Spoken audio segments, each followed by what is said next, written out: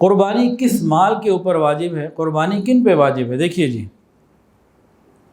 52.5 تولہ چاندی کی مالیت تقریباً 85 یا 90 ہزار ہے تقریباً، آج کے حساب سے نا تقریباً بتا رہا ہوں۔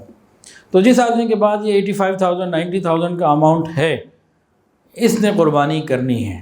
وہ کس صورت میں ہو؟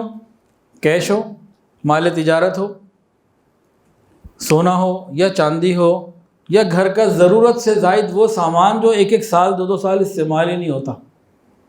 ان ساری چیزوں کا ملا کے ٹوٹل اگر 52.5 تولہ چاندی سے اوپر پہنچ گیا تو اس کے اوپر قربانی واجب ہے، اور بہت بڑی تعداد ہے جن پہ قربانی واجب ہے۔ اکثر شعور ہونے کی وجہ سے نہیں کر پاتے، بہت سے ایسے رہ جاتے ہیں، محروم رہ جاتے ہیں۔ بچوں کی شادی کے لیے پیسہ رکھا ہوا ہے، مکان کی تعمیر کے لیے پیسہ رکھا ہوا ہے، تو اس پہ بھی حج کے لیے رکھا ہوا ہے تو قربانی تو واجب ہے۔ 1 تولہ سونا بھی کسی کے پاس ہے تو قربانی واجب ہو گئی۔ وہ 1.5 لاکھ کے قریب تو سونا ہے غالباً، جو بھی ریٹ ہے۔ تو اس لیے قربانی کے بارے میں دل چھوٹا نہ کریں۔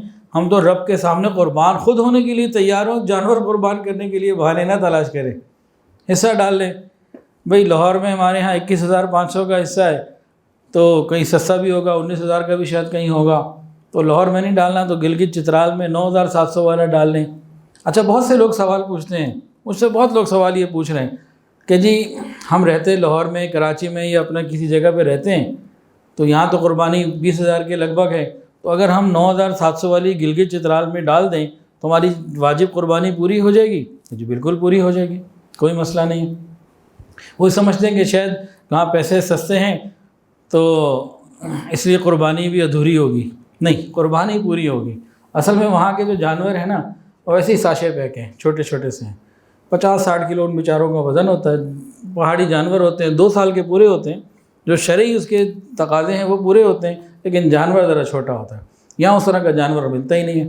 ویڈیو کے نیچے سبسکرائب کے بٹن پہ کلک کریں، بیل کے آئیکن پہ کلک کیجئے تاکہ ہر نئی ویڈیو کی نوٹیفیکیشن آپ کو مل جائے۔